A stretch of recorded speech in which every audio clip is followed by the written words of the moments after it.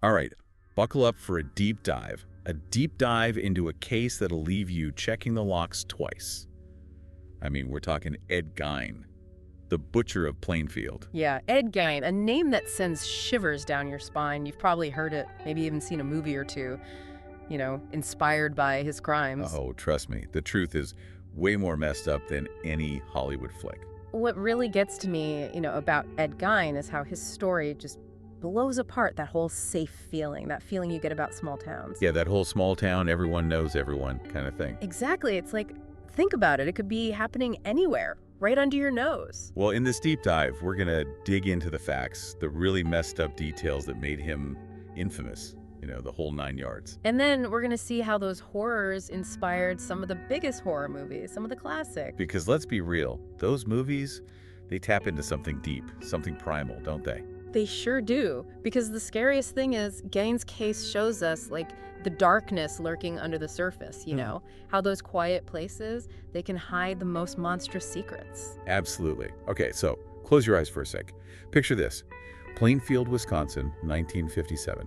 Small town, quiet, peaceful, the kind of place where nothing bad ever seems to happen. Ah, the perfect setting for a horror story, right? Exactly. But then, boom, November 17th that year, the whole peaceful facade just gets ripped apart when a hardware store owner, Bernice Warden, goes missing. Vanishes without a trace. Poof, gone. And it's that contrast, that jarring difference between this peaceful little town and the brutal truth of Gain's crimes. It's just, it's unsettling. Yeah, it's like a punch to the gut.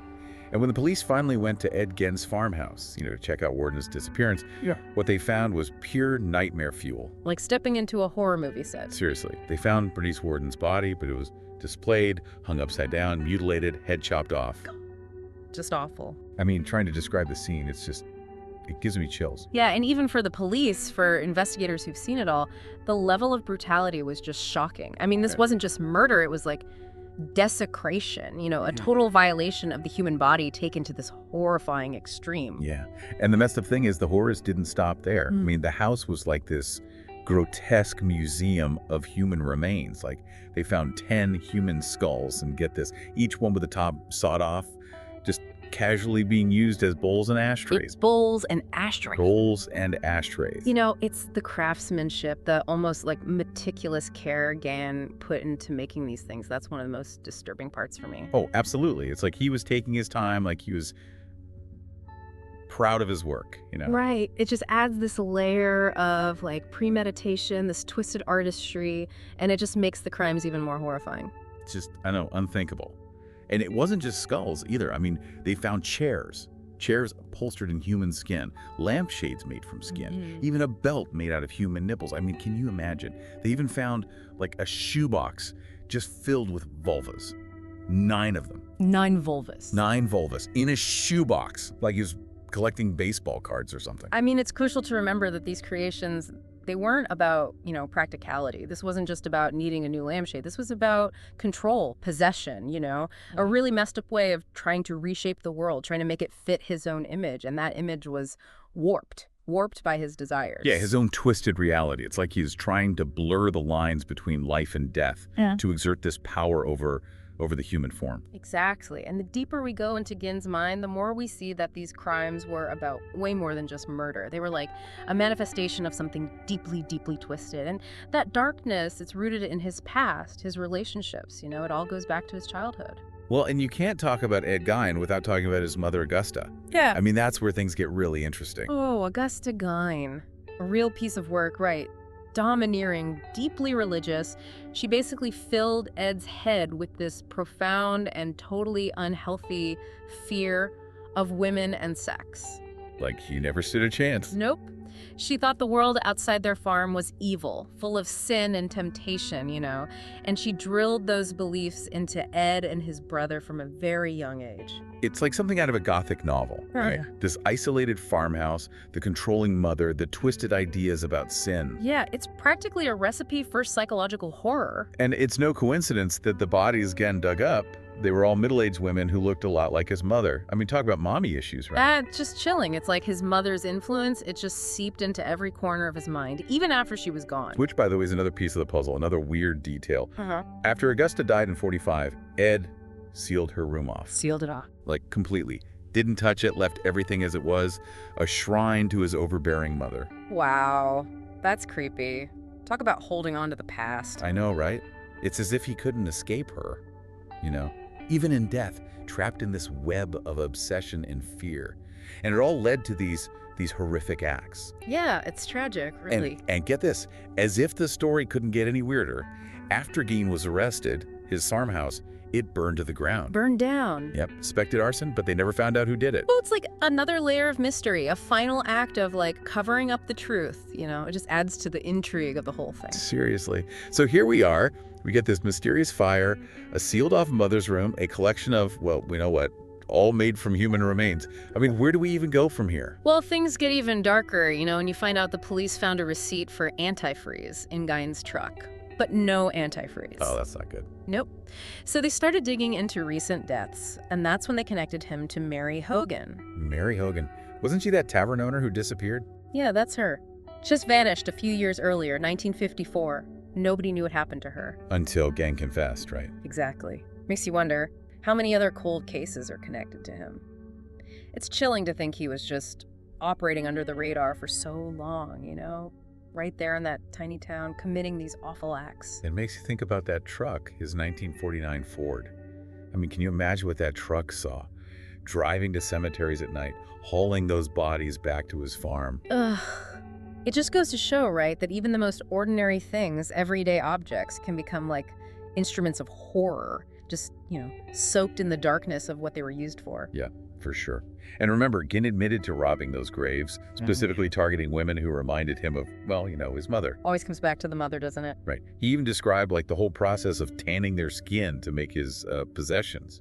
And that's what makes this case so uniquely disturbing, right? It wasn't just about killing. It was this compulsion to, like, possess, to transform these women into something that fit his messed up worldview. Yeah, like he was playing God in some twisted way. And, well, there were even those rumors about cannibalism, though Gein always denied having sex with bodies because, get this, he said they smelled too bad. They smell too bad. What a thing to say. It's just another layer of weirdness, isn't it? Another piece of the puzzle that we'll never fully understand. Totally. It just speaks to, like, the complexities of his mind, that mix of desire and disgust, all tangled up with his sense of, well, morality, I guess you could call it. Yeah, if you can even call it that. You know, it's impossible to ignore the impact Ed Gein's crimes have had on popular culture, especially in horror. Oh, absolutely. His story, it became like this blueprint, you know, for exploring the dark side of the human mind, the monster hiding under the surface of normal life. Exactly. I mean, think about Norman Bates in Psycho. That whole creepy mother thing, dressing in her clothes. Yeah. That's straight out of Ed Gein. And Buffalo Bill in Silence of the Lambs, Yeah. right? Creating that suit out of human skin, that desire to transform, to become something else. It echoes Gein's own twisted fantasies. Even Leatherface in Texas Chainsaw Massacre. Those masks, the messed up family, that whole backwoods horror vibe, it's all right there in Gein's story. It's like he created a whole subgenre, you know, rural horror. Yeah, and it's a reminder, a terrifying one, that evil can lurk anywhere. Absolutely. And Gein's legacy lives on in tons of other stuff too. Movies that tried to tell his story, music, art, even video games. He's like this cultural icon of horror, the creepy reminder that the darkest things can hide in the most unexpected places. So I guess the big question is, after learning about Ed Gein, the gruesome details, the twisted psychology, the impact on pop culture, why does his story still fascinate us, you know, after all these years? I think it's because, well, it forces us to confront the darkness inside ourselves. It reminds us that the line between sanity and madness, it's thinner than we think. It's like anyone is capable of anything, right? Under the right or wrong, I guess, circumstances? Exactly. It's a scary thought. And the fact that his motives are still kind of a mystery just adds to that fascination, doesn't it? It's like we're trying to understand something that's, well, impossible to understand. Trying to find reason in the irrational. Humans crave order, you know? Well. We want explanations, especially when faced with something as chaotic and messed up as Ed Gein's crimes. But sometimes the truth is there is no explanation. Yeah, and that's a tough pill to swallow. Yeah, it's kind of a scary thought. That some things just don't have reason, you know? Right. It's unsettling. But even with all that, even with those unanswered questions, I think there's something about Ed Gein, something that goes beyond just like morbid curiosity. It's like he taps into a deeper fear. Yeah, like something primal, right? Something we're all kind of wired for. Exactly. I mean, think about it. His crimes, they were so visceral, so outside the realm of normal human behavior, you know?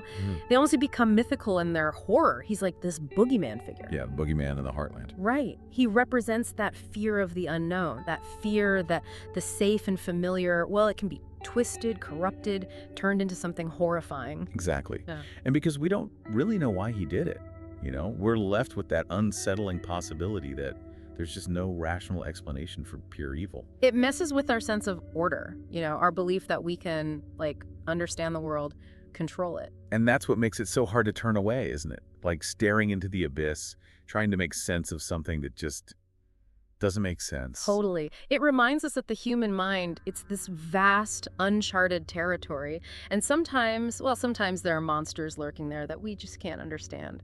Yeah, no matter how hard we try. So, I guess as we wrap up this deep dive into Ed Gein, the farmhouse, the collection, those whispers of cannibalism, we're left with more than just the gruesome facts, right? We're left with questions. Questions about evil, about the dark side of human nature, and, you know, maybe about ourselves. Maybe by looking into those questions, by facing the darkness that Ed Gein represents, we can learn something, right? I think so. About the human mind, how fragile it is, about recognizing those warning signs before it's too late. It's a good reminder to be aware, to not take our safety for granted, and to remember that darkness, it can hide anywhere. Even in the most ordinary places, in the Yeah. people we think we know. Yeah. Sometimes the scariest monsters aren't the ones we imagine in the dark. They're right there, hiding in plain sight. Well, that's a thought to leave you with. Keep the lights on tonight, everyone. Until next time, stay curious, stay informed, and stay safe.